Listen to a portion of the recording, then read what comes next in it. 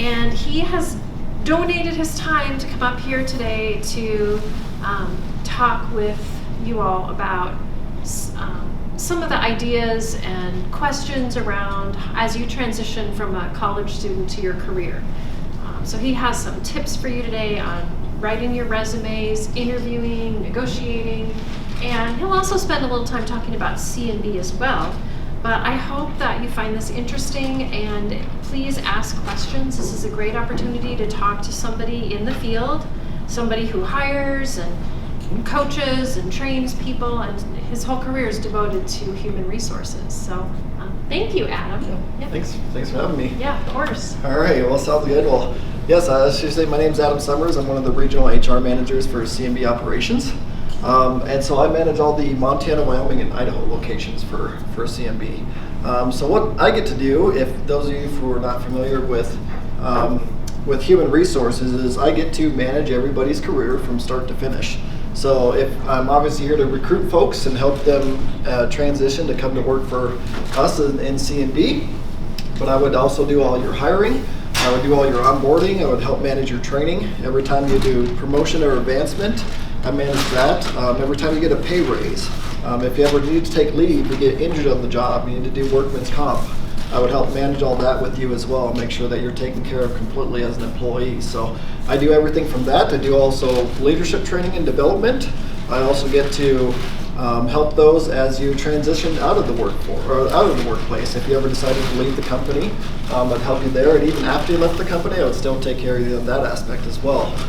So I get to do everything from start to finish. I also work with everybody from the very bottom, the brand new entry-level folks coming in the door, all the way up to the CEO. I get to work with everybody on a daily basis. So I get to touch many aspects of the business and multiple areas. So what I wanted to do today with all of you is, I don't know if you've seen my presentation before, but what I've done before is kind of done a recruiting presentation where I come to the different schools and say, hey, this is how great C&B is, coming to work for us. This is the positions, pay, and benefits that we've offered you. That presentation is about 2 or 3 years old, so it's a good presentation. It's still relevant and exciting, but we've done a lot of growing since then. The other thing that has happened is, in the more recent past, is that I had one of the professors, I made some comments about what happens after you transition into the workforce and what our expectations are and things like that. And one of the professors came to me after the presentation and said, that was great, can you come talk to my class about all those expectations and what's currently going on in the industry? So I did that, and they really worked out well. And so now I've kind of created this own presentation based on professional development and what's currently going on in the workforce, and what our expectations are as a company, what you should expect as the employee coming to work for us, and how to negotiate those different aspects of your career that you have. So as I'm going along here, definitely if you have any questions, feel free to answer or ask them, and I'll do my best to answer them for you. A couple things that I want to send around real quick is just this first one is our company recruiting tool that we have. It's just our landing page if you want to stay in contact with us about opportunities that we have for you. That I'll talk about here. All you need to do is scan this with your phone. It'll take you right to our page, and you can put in your information, and then we'll stay in contact from you from there. So I'll start that there. And then the other thing is just my business card. If you want to keep in contact with me, I will make sure, as you do want to come and work for us, make sure you're facilitating those interviews and getting you rolling along in your recruiting process, to help make sure you are rolling along there anyway. So. All right, so let me just a quick update about who we are as C&B and where we're at. I know since the last time I was here just a few months ago, we've had a lot of changes. So to include what we are currently today, so we're mostly a John Deere company. We do have we have 38 John Deere stores across 6 different states, and I'll show you where we're located there. So lots of opportunity just on the ag side, but we've also recently made acquisitions on the material handling side, which includes the forklift stores, and then also a power sports store, which includes motorcycles and ATVs and things like that. So we're growing, we're diversifying. What that means is a lot of different opportunities for you as the employee to come and work for us in many different aspects. So I'll kind of show you where we are on this next slide here. So this is the current map of all of our locations. Like I said, we have 38 John Deere stores across 6 different states. We're in Idaho, Montana, Wyoming, South Dakota, Minnesota, and Iowa. We also made recent acquisitions over here and for some forklift stores over there in Iowa, and then also down here in Louisiana and Alabama, with possibly more growth to come. So probably the next time I'm here, I'll probably have a little bit different map of where we may be, but there's lots of opportunity. So because of that, like I say, lots of opportunity depending on what your specific career goals are and what we may be able to offer you. Our largest need right now is for technicians. I can tell you I have a need for technicians across every single one of those stores. So what that means for you if you want to be a technician is that you have opportunity to work on big stuff, on small stuff, on whatever, motorcycles, ATVs, ag equipment, just in the John Deere line. John Deere offers the full spectrum of products. So all the way from the small lawnmowers and tractors, all the way up to the very large tractors and combines and things like that. So depending on what your interests are, we have opportunities for you. What this also means for you is opportunities to transfer as well. So I mean, if you start in one store, we know that everybody has life events that happen. A lot of times what I see is younger folks that graduate college and then they're getting married, and maybe they're moving somewhere to be back closer to home or be back closer with their new spouse or something, and they move to another state. So if something were to ever come up where you needed to move, and we do offer a store that is close to that location where you need to go, we'd have an opportunity for you to transfer to that store and continue working with our company in that location. So lots of different opportunities there. So, continue with the opportunities. Like I say, I have a huge need for diesel technicians. You would be a part of our service technicians, or our service department there. In every store that we offer, we have a full functioning service parts and sales department. Other departments that we have is precision agriculture. That is a growing and in-demand field. If you're not familiar with that, precision agriculture manages all the technology within our tractors and everything. So if you have that desire to work with technology, that's a very highly growing and in-demand field. We're no different. A lot of the industries right now are going to fully electric and self-driving and completely operated by manual. It's automatically operated anyway, and we're no different in the ag industry. We're moving to that as well. So if you ever get bored one day, and you can jump online and see some pretty cool videos of what's even out in the field right now. Some of the newest videos, maybe if we have time I can show you, that the newest technology right now is that these tractors are self-driving, and the farmers are sitting there operating them from their phones. So there's even the newest stuff that I've seen from John Deere. Some of the products don't even have a cab where someone can sit in the vehicle. It's self-driving and self-automated that way. So, but anyway, the technology aspect is all done by our precision ag department, and they do a great job. So if that's something that interests you, we have opportunities there. Human resources, like myself, I get to manage everybody's career from start to finish. We have accounting and finance, if you get a background in there. And then we have management opportunities at all sorts of levels. Management opportunities start at the department level with us, sometimes at the supervisory in the department level. But then we have, above the managers, we have store managers. Above the store managers, we'll have regional managers.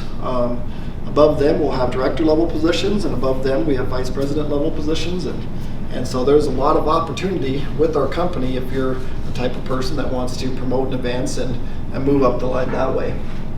And then sales and marketing. Sales, we always need sales folks to sell all of our equipment, no matter if it's a tractor or a forklift or a motorcycle or ATV or something. We need folks selling that. Marketing. Marketing does a pretty good job. They've done parts of this PowerPoint that I put together for you. If you get on our company website, they manage all the website. They manage, if you're ever scrolling through Facebook or you get one of our, sometimes it can be annoying ads that pop up at you, say, hey, come and visit C&B and buy a tractor or something. They put together all those videos. They do a lot of training videos for our customers. So all the billboards that you see driving down the street, we even have our own music video. If we get time, I'll show you our music video that we have as a company. But they do a pretty good job of putting all that together for us. So Lots of different opportunities. What I really recommend, especially if you're going to be a service technician, is to have a backup plan. The reason why I recommend that is that you would be very fortunate to be able to continue a career, a full 20-year career as a service technician. And it's, the service technician can tell you better than I can how some of that work takes a really good toll on your body. And a lot of the workman's comp cases and things like that I do with the company are mostly out of the service department. And so what I really recommend is, even though you're interested in doing this now, have a backup plan, have a plan to go into management, have a plan to go into some other aspect or department of the company, so that you do, in case something does happen to you or your body just can't take it anymore, whatever that looks like, have some kind of backup plan that you want to move into, so that you can continue a good career anyway. A lot of our technicians have went over to the sales department, they've went over to parts, they went into precision ag, they went into management of different opportunities. So there is a lot of movement there, no matter what you do. But even if you come to work for us in some other aspect and you're interested in switching departments, or you're looking at a new opportunity, we do have a lot of opportunity for you to switch within our company. Benefits. So this is just some of the benefits that we offer.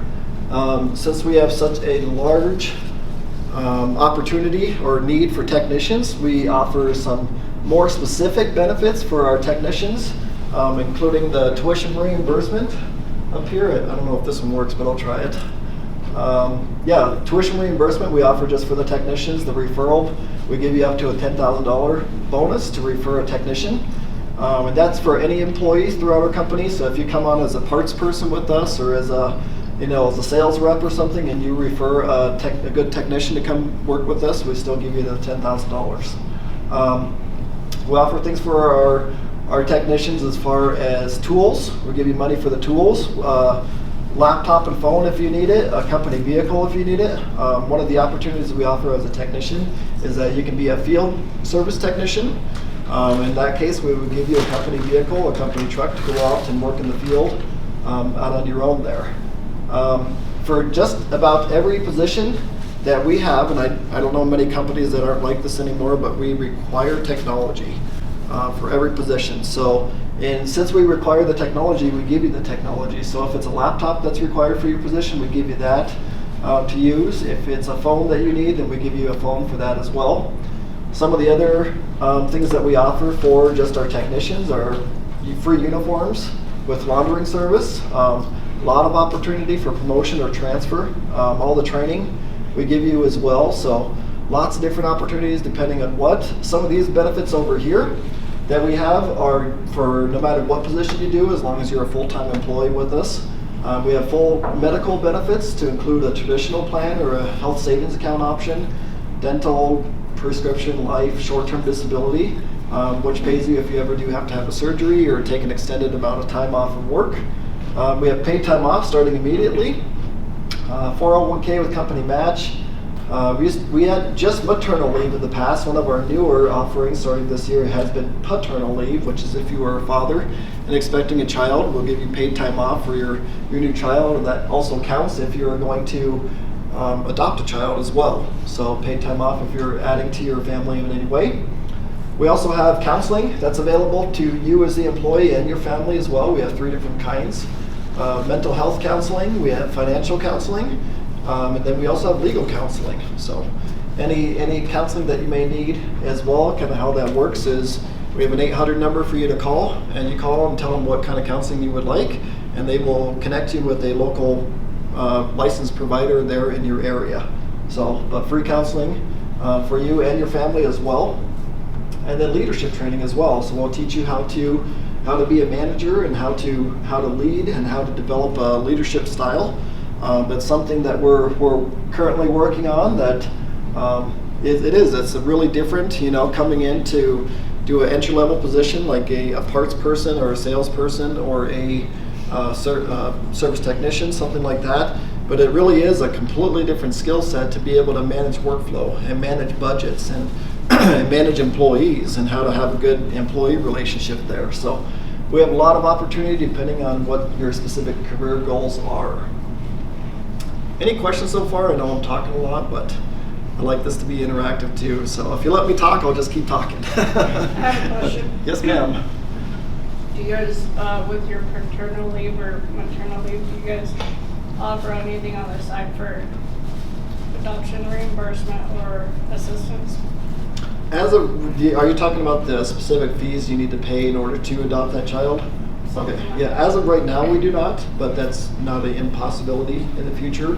What we offer right now is just is paid time off. That doesn't count against your vacation pay that we give you or your regular paid time off. Just time to spend together as a family. So that's kind of what we offer right now, but not an impossibility in the future. It's just nothing that we offer right now. Also, if you could go to, you say technology, are you guys doing anything with tablets, or is it all laptop work? I know like our truck drivers use tablets. Some positions do have tablets. Typically, we'll give you at least a laptop or a phone. A lot of the stuff we can do from our company phones, as well, instead of a tablet. With the phones, I think we get a little bit better service because it can go off of the cellular service too. In a lot of the locations that I travel to, I'll show you back here. So I travel all over these states right here, and I can tell you that sometimes there's cell phone service and sometimes there's not, but it's in the event that I do need to do work from just my phone or my computer's not working right or something like that. I think it's preferable to be on the phones, so that's why we give them to you. But yeah, in some cases you can use tablets, and we do have tablets available depending on what your position is and what you may be doing. So, yep, it's not and who knows, maybe we'll get tired of the laptop game and go to all tablets or something, so technology changes a lot. I see a lot of the technology coming down the road is a lot of artificial intelligence and voice activated stuff too, so we may be using that in the near future to help us do part of our work or something, so you never know. But as of right now, I think the only ones I know that proficiently use the tablets on a regular basis is our truck drivers. So all right. So what I wanted to talk to you about is more of the professional development piece now. So why I put together this piece was, one, I got a request from one of the instructors, and two, when I was in college and when I was graduating, my instructors did a pretty good job of kind of telling me what to expect and how things should go once I enter the professional workforce.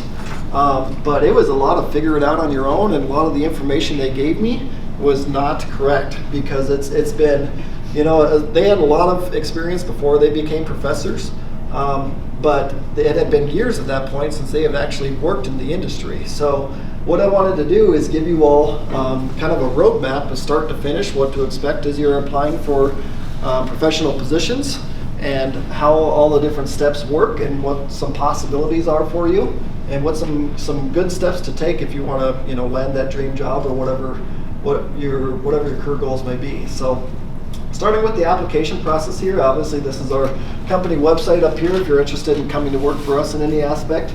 gearequipment.com/careers, then you filter for whatever store you're interested to go and work at, find the position that you're interested in applying for, and then you click on it and it starts you walking through.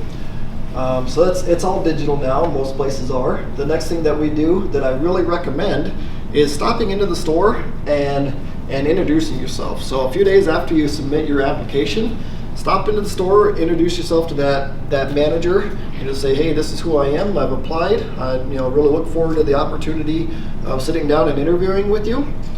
One, that gets you on their radar pretty quick. A lot of the managers, that we get a lot of applications on a weekly basis, and sometimes they have the time to sit down and look at them, and sometimes they don't. Especially now in the springtime going through harvest, they're going to get pretty busy, and they don't always have the time to sit down and review these applications. So that's a good step in the process, is one, just getting on there and introducing yourself. The other thing that's really beneficial for this is that you get to check out the manager. You get to check out the location. You get to see if it's a good fit for you as well. I have had employees in the past that they were really qualified for the position. We hired them, and for some reason they just didn't like even the area that they were living in. They really didn't fit well in that area, or they didn't like the direct manager they had, or they didn't really like the culture or get along well with the culture of the store. And I can tell you, even though we have we're one company. We have a lot of different locations, and I can tell you every single store is very different. The managers are all very different. The culture in each store is very different. We have one culture as C&B as a whole, and we have good vision going that way.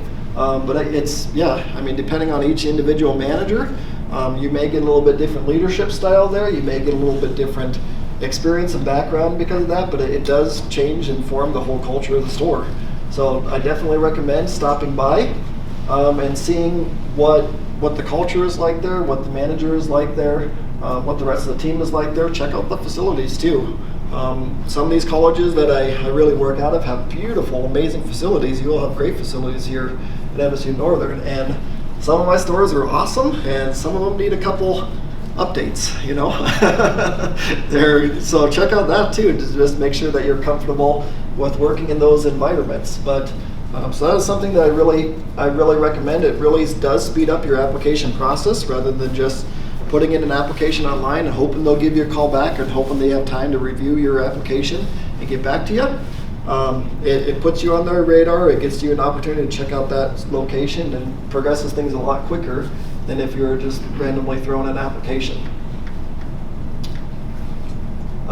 Resumes. All right. So one of the things I like to talk about is a resume. There's, as you can see, I put a few different options of resumes up here. I don't know, can I turn off this light? Does that work? Okay, so don't fall asleep or anything, but hopefully I don't put you to sleep. So you can see this a little bit better.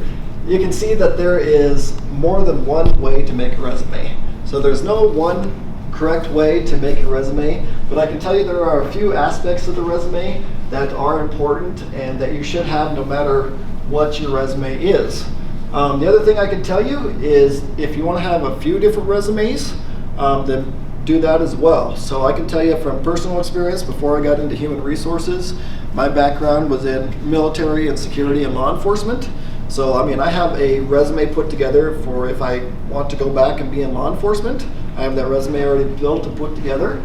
And I also have a separate resume for I have a business degree and I have experience in HR, and I have a separate resume for my HR experience. So depending on what specific job you're applying to, you may want to either change your resume a little bit or have a completely different resume, depending on what you're applying for. So keep that in mind and keep your audience in mind too.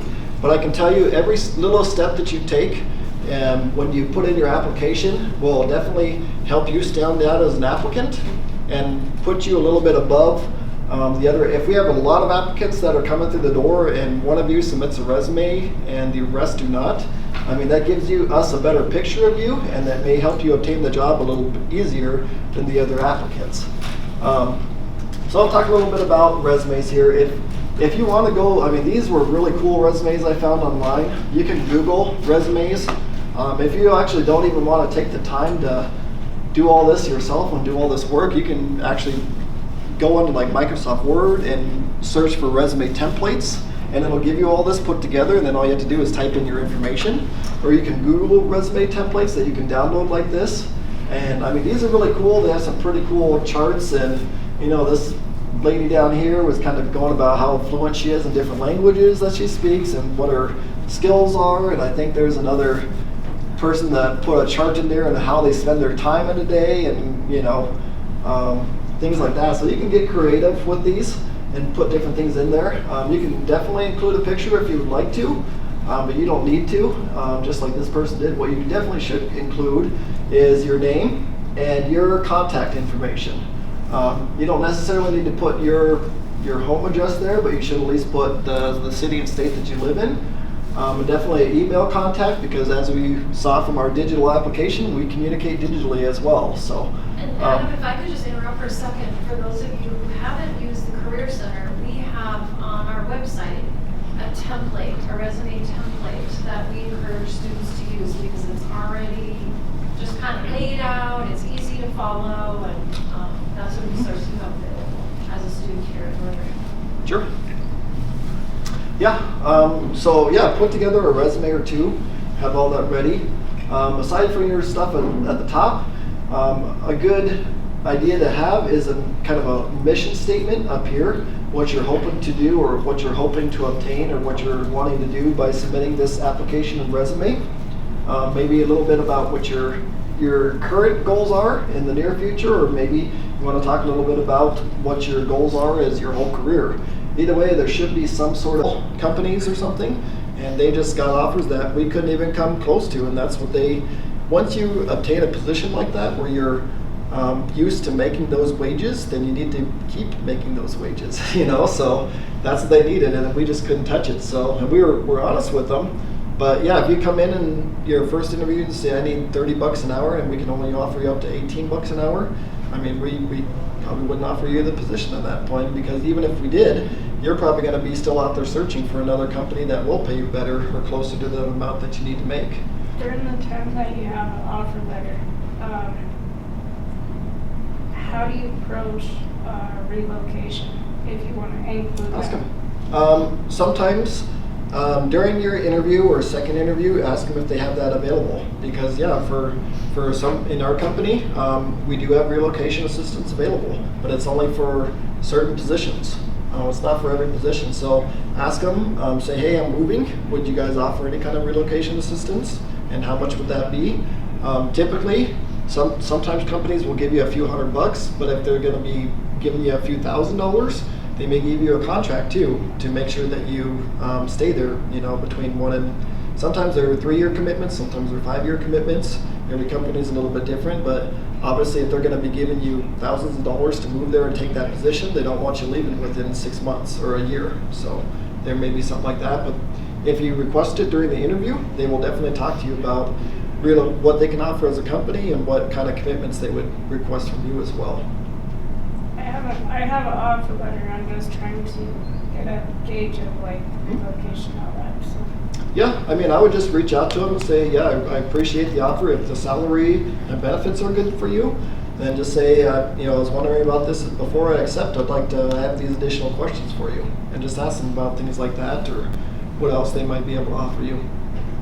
So yeah, just because, like I say, you have an offer on the table doesn't mean you need to accept it right away. You can still call them and clarify information about the job, or ask for extra questions about the job or relocation or whatever you need until you're completely comfortable one way or the other. Or maybe, like I say, as the applicant, we know you're applying for multiple different companies, right?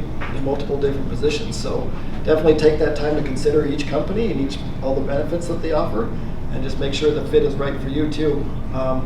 We would hate, I was telling some of the folks here earlier, I know for our technicians, it's about, on average, $75,000 to replace a technician for us. And so if we hire a technician where they like us as a company, they like the job that they're doing, but let's say they don't like the area that they're living in and now they want to move. So they get married and they move, or they move just because they want to be back closer to family or whatever the situation is. That's a huge loss on our part that we just lost. And so we definitely don't want to hire people when there's a possibility they can just be leaving within the next 12 months. We'd like them to, definitely stay so that we can get some of the return on our investment too that we've done. So it is 1 o'clock, and I know Adam does have one more slide, but I want to make sure if anyone does need to leave, you're welcome to go. If you have another commitment, if you want to stay, would you mind finishing your presentation for those of us who can stay? Yeah. Okay. Excellent. Yep, I got nothing going on, so okay. I can hang out for longer. So yeah, I appreciate everyone coming in and showing up today. But yeah, definitely take that time with those companies to clarify all those questions and make sure it's a good fit for you too. So, any questions before I move on? All right. So my last slide here is, now you have the job, right? So now you need to keep the job. So what do you do in order to keep your job?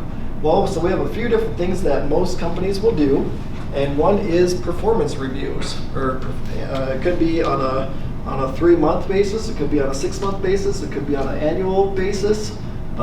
If the company is good, hopefully they're reviewing your performance and you're making sure that you're meeting your standards that you have as an employee, and that you have a road path or a roadway to obtain your career goals. So I mean, if you have aspirations to promote into management or to promote up the line in your specific department or to get a higher pay raise every year or whatever that may be, they should be having some sort of review with you to review your performance and to continue on that course to give you those expectations of where you're at and where you need to be in order to obtain your goals.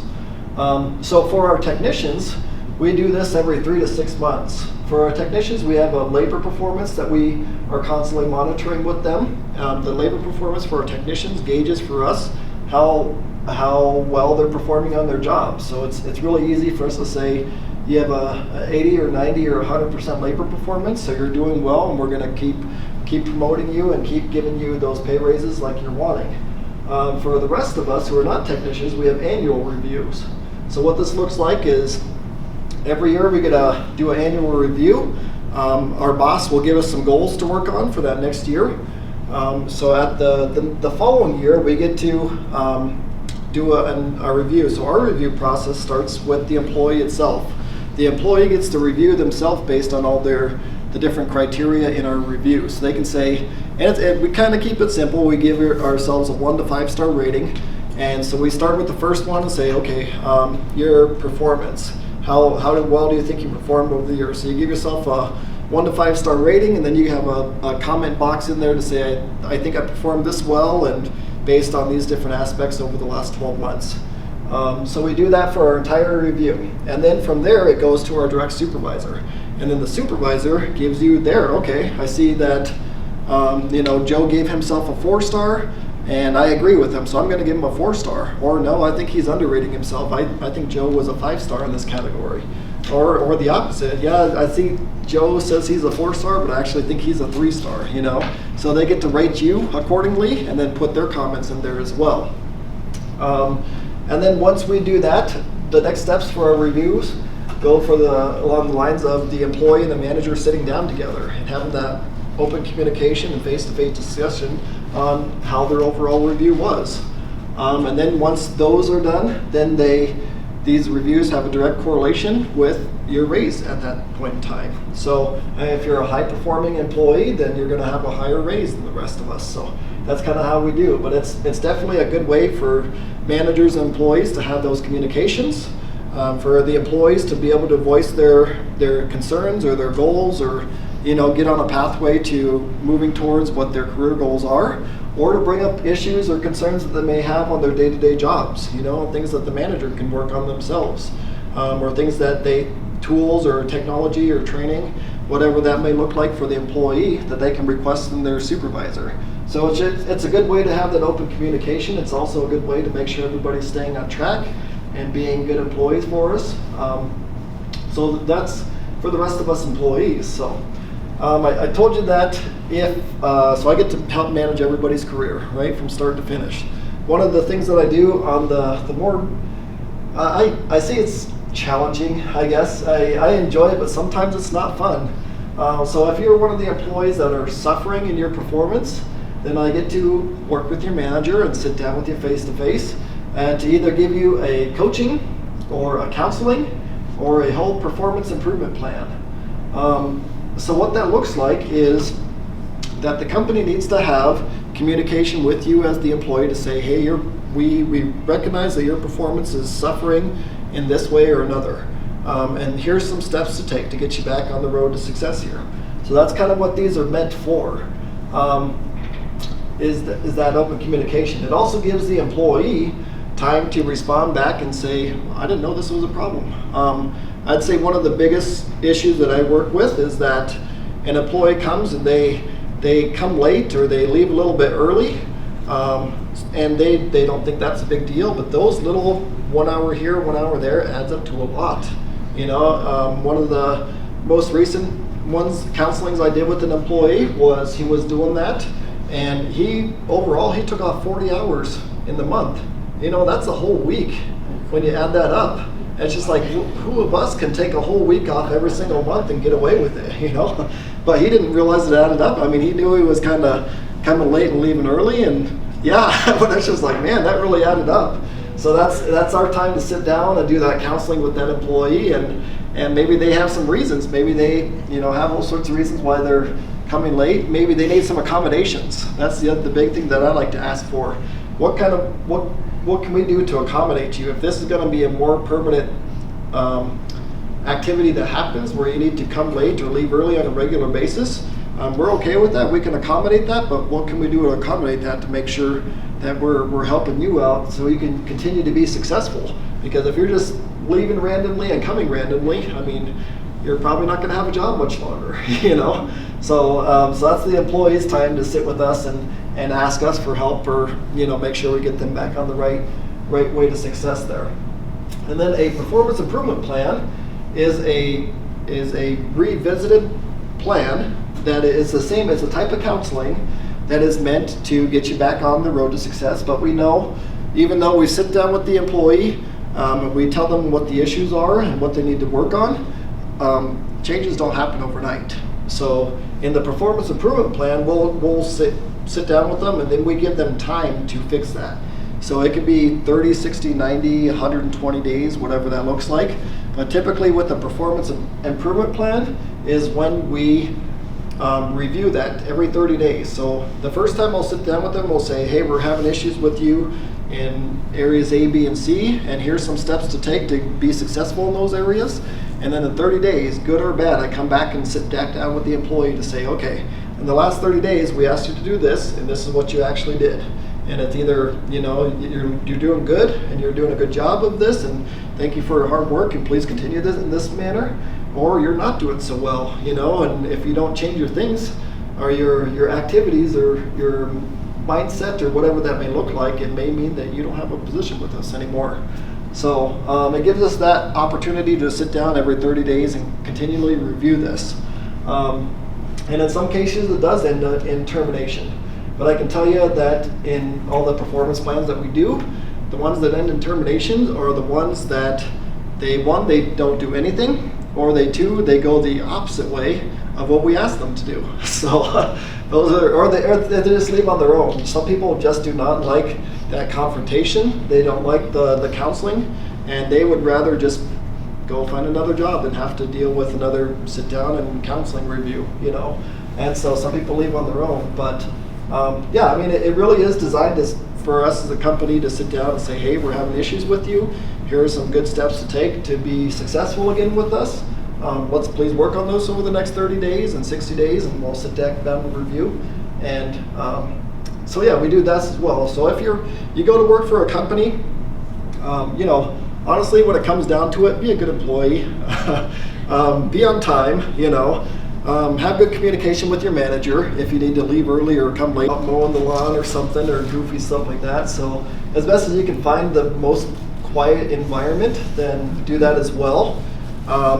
Be professionally dressed for the position that you're applying to. So I can tell you in one of my personal stories, when I interviewed for my position here at C&B, I came in for my in-person interview in a suit and tie. For in the HR industry, I'm a business professional, and I need to present that image. So I came in, one of the other guys on my team, he's actually our company trainer, he saw me coming in from upstairs, and he saw me walking in as a suit and tie, and he thought to himself, well, that guy's not going to get the job because of and everybody else in the ag industry, we wear jeans mostly, and we have some kind of a nice shirt or something, but it's not suit and tie, And so he thought that I wasn't going to get the job based on how I was dressed, even though I was professionally dressed. But yeah, I definitely recognize the industry that you're moving for. Definitely dress appropriately, be presentable, be on time, make sure you have a quiet background, don't have something goofy in your background. Other things that I've seen too over the years, if we do like a phone interview with you, it's not as popular as it was like 10 years ago. But 10 years ago you had those ringtones that people could listen to, and sometimes it was like gangster music. You're calling there and you're hearing all sorts of stuff as you're waiting for them to answer and do your. So definitely check out what kind of ringtones or even your voicemail. For some reason, if you just don't connect, have a decent sounding voicemail that they can listen to and leave a good message for you on or something. But yeah, I would say most of anything that you're going to do to prepare to do a regular interview, do the Zoom interviews as well, because we're paying attention to all that, and I can tell you most of the times as soon as we hit that end button, we're making fun of you too. If you do have something embarrassing happen. So yeah, keep all that in mind as you're applying for any kind of positions too. Definitely, if you want to take copies of your resume, cover letter, or notes that you want to talk about, maybe you do want to talk about some of your specific accomplishments in the past, because we're going to ask you sometimes tough questions like that. What kind of opportunities have you had in the past to promote and advance yourself? How did you handle this type of situation? What kind of skills and do you have that, or certifications do you have that would help you stand out as opposed to the other applicants? So if you have all that, I mean, a lot of us get really nervous during the interviews, and it would be easy just to look down on a piece of paper that you may have written some notes to yourself and have that right in front of you. Or you can say, I submitted my resume, you should have that in front of you. I listed on my resume that I have this and that experience, or this and that education. You can just refer to your resume that you've submitted already to them. But it's not a bad idea to have notes and to even bring a notebook too, because you should have questions as well in the interview. I can tell you that individuals that have questions at the end of their interview are a lot more likely to get hired, because it shows us that you have interest in our company and our position that you're applying for. So those at the end of the interview, we kind of talk to you about all the pay and benefits and opportunities we have for you in this position, and then the managers will typically ask, what kind of questions can I answer for you? And the ones that are just like, nope, I'm good, they don't get considered as much as the ones that keep them there an extra half an hour with all sorts of questions. It really proves to us that you're really interested, that you want to know more information, and that you're making sure it's the right fit for you as the employee or the potential employee as well. So keep all that in mind anyway. Any more questions or on interviewing? I don't know. We're at 10 more minutes, is that right? Or okay, so I'll try to hurry up and get through the rest of it. So negotiations. So this is a part of the process that not a lot of people are familiar with. So negotiation is after you've done all your application and your interviews and everything, they will now put together an offer for you. So if you're applying for, we'll just say whatever position, they'll call you up and say, hey, Joe, I really liked your interview. I'd like to offer you the position. I would like to start you out at $25 an hour and get you started on Monday. And how does that sound? So most companies want you to skip over this process, because what that means for them is you accepted their offer that they gave you, and that you're willing to do just go forth with it. But the negotiation process is actually more for your benefit than it may be for the company's benefit. And I'll talk to you a little bit about that. So at that point where they say $25 an hour, we'll start you on Monday, that is your opportunity to negotiate for your own salary. So there's a few different ways you can do this. You can accept it and say, yep, $25 an hour sounds good, and I'll see you on Monday. Or you can say that you can't afford that. So I've been offered jobs that were, it took an incredibly long time to apply for, and I did like 3 interviews for, and then they gave me a very low offer on the salary. And I said, I'm sorry, I can't afford that, and I was kind of sorry on my end, and I was sorry on their end, because they wasted all my time too. And if they would have just told me what they were offering, I probably wouldn't have even applied for the job in the first place. So, but some companies will tell you up front, and other companies may not. But either way, during this negotiation process, you can tell them that I'm sorry, I just can't afford that. I have a mortgage, I have a family, the cost of living in this area is crazy, I just can't afford $25 an hour. But let them know what you need to afford. So if you can't afford $25 an hour, but you need $30 an hour, let them know that. So at this time of the process, they can do one of 2 things. They can accept it, or they can do the bartering thing with you. Okay, you need $30 an hour, I can only offer you $25 an hour. Let's meet in the middle, I'll give you $27.50 an hour. How does that sound? They can give you kind of like the bartering thing right there. The other thing they can do is give you a roadmap to get you there. So, I really can't afford giving you $30 an hour right out the gate, but what I can do is you come on board with us, you prove to us that you're a good employee, that you're worth what you're saying you need to be worth. We'll get you past your 90-day probationary period. We'll do a 6-month review with you at 180 days. And at both of those, if you can prove to us that you're a decent employee, then we'll give you raises at 90 days. We'll give you another raise at 180 days. We can get you up to that $30 an hour. So how does that sound? So at that point, what they're doing is they're giving you a roadmap on basically how long it would take you and what expectations they have of you. Obviously, with the probationary period shows us that you're going to show up on time, that you're going to be a good employee while you're on the clock. It's going to show us that you're going to start doing your training and getting your training done for your position. It's going to give us a good indicator of what you're going to be like as an employee and working with the other employees in your store as well. And it's really tough because sometimes people do great in their interviews. They can blow us out of the water in their interviews, and then they actually get on the job and we're like, what kind of a train wreck did we just hire? Some people are like that. So that's why when you're negotiating for your salary, do your best to sell yourself. Let them know that you're worth, what you need or what you're worth.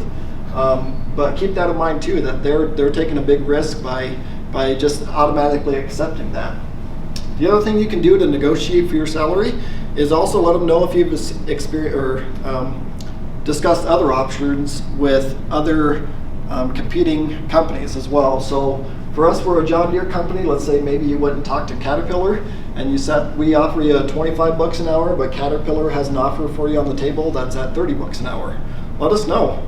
Sometimes we can match it and sometimes we can't, and we'll let you know there too. I can tell you with a lot of the competitors in our area, we can definitely get close to a lot of the matches, but there's some like in the mining industry or in the oil fields, and there's no way we can touch some of that. So it is what it is, but we'll always tell you if we can. But keep in mind that there is a range for every position, every professional position that you're going to apply for. There is a wage range. So, and it could go, and sometimes they're really large ranges, or ranges, I'm sorry. Sometimes it can go from $10 an hour up to $25 an hour. So, that's a big range. And so I know in a lot of, entry-level positions like at Walmart or at McDonald's or whatever, it's like you're a new person and you're coming in the door and we start everybody out at $15 an hour, and you have a little bit of experience, so we'll give you $15.30 an hour. That's kind of how it goes. But for every professional position you're going to apply for, there's typically a whole range that's there. They know, depending on your skills and abilities and experience and education, they kind of know where you're at. That's typically how the managers of the position, what they take into accountability. They take into accountability your specific education and background as it relates to the job, and then they also take into accountability the demand for your specific position to be filled, and also cost of living in that area too. And so all those into account, that's kind of where how they figure out where to offer you. And I can tell you, if I hired every single one of you in this room today, I probably wouldn't hire any two of you at the same range, at the same wage. I would give you all different offers because you all have very different experience and background and education. So just to give you that tip there. But any questions on negotiation? Yes. So how do you come into a company and know? For me, I got the military background to be able to see that, but not everybody has the same thing that I did. Sure. But I also need to know, you're talking about wage range. Mm-hmm. They don't give us no, specific. No. Yep. So how can we gauge what our worth would be? And that's mostly going to be based on your specific experience and financial situation. I can tell you one of the offers I was talking about, this company they wanted me to be their regional HR manager. They put me through 3 different interviews, and then at the time of the offer, they offered me, and it was like $17 an hour. And I was like, no, and they required a bachelor's degree and at least 5 years of experience, which I had. And I was just like, this is ridiculous, why didn't you just tell me this is your range that you're offering? Companies do not share their ranges.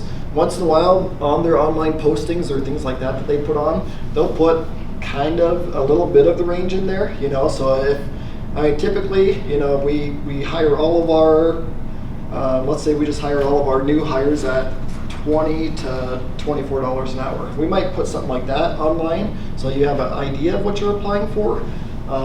But typically the best time to discuss ranges and what you're worth and things like that is at the time of the offer.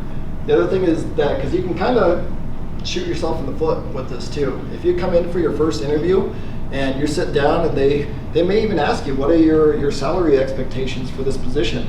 And let's say their range is from 15 to 20 bucks an hour and you say you need 35 bucks an hour, they'll say, okay, thank you, thanks for your time. They're not going to tell you didn't get the job right there, but they'll probably decline you right after that, because that's happened to us too. We had people come in that were used to working or had offers on the table from the mines or the oil vision or mission statement in there that you're hoping to accomplish, that they can look at and say, okay, I see that she's wanting to come on board with us and get this job and use these skills, or whatever that might look like. It shouldn't be too long. It doesn't need to be a paragraph. It's just a sentence or two should be fine.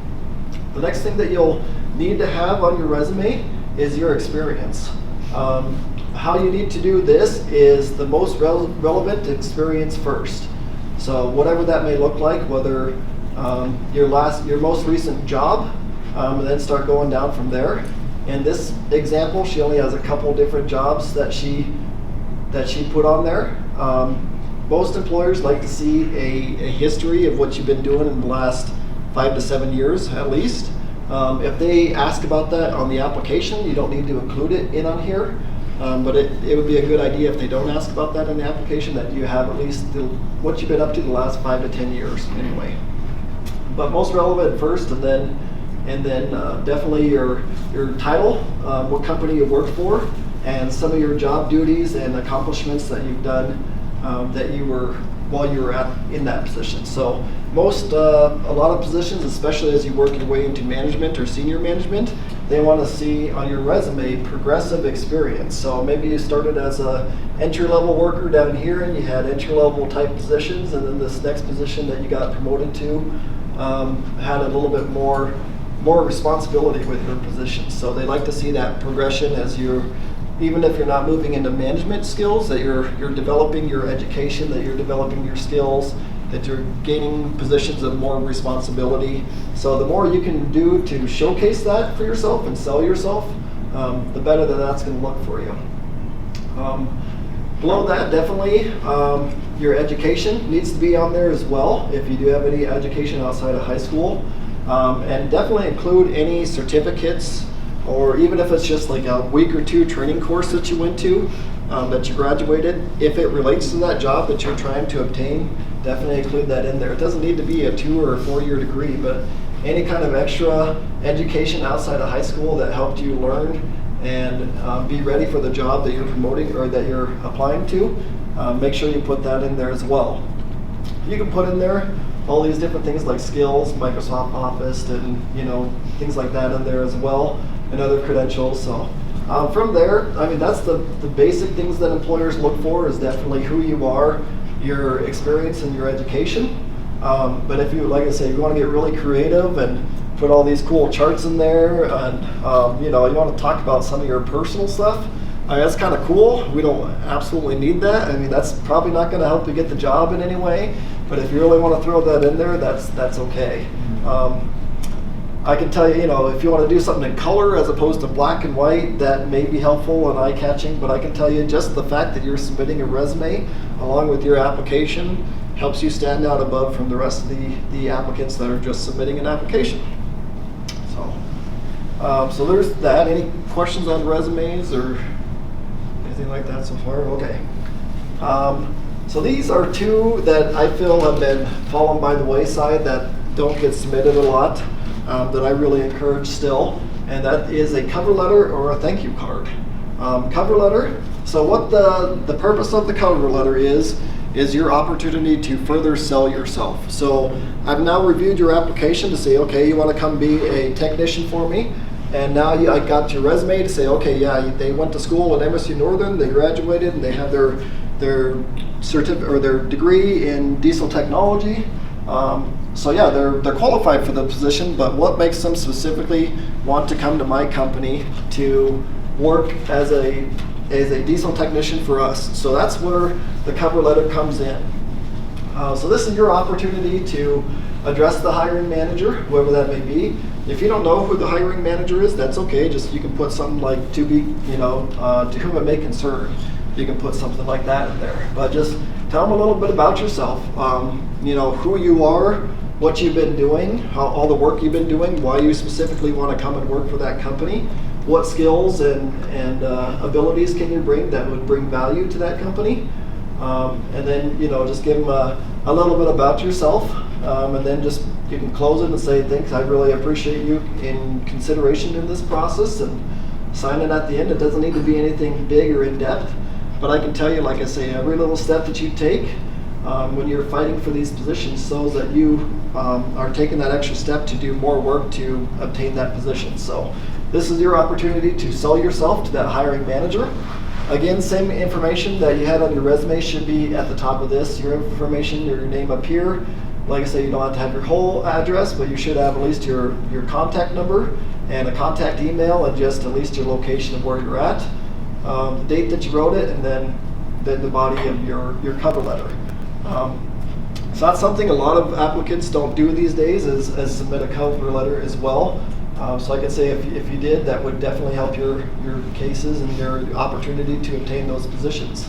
And then once you're done, after you get through the interviews and everything, a thank you card. I can tell you that a lot of people might send a text or an email these days to the hiring manager saying thank you for taking time, but I can tell you it really stands out. And some of these managers even display this in their office. They'll put it right on their desk or something, that applicants are actually taking the time to go out to Hallmark and buy them a $1 card and just write, hey, thanks for the opportunity. I really appreciate talking to you, and hopefully we'll talk to you in the future again. Whatever you might want to write on that thank you card. But I can tell you the handwritten stuff and then where you actually send it through mail and doing all that extra step stands out a lot more than just sending them a quick text or an email saying, hey, thanks. So I mean, no matter what you do, it's going to definitely help you. But I can tell you that it really does stand out. Those managers are excited about it, and they'll keep them on that desk for years. So another opportunity to again go ahead and present yourself and sell yourself in order to obtain that position. Interviewing. All right.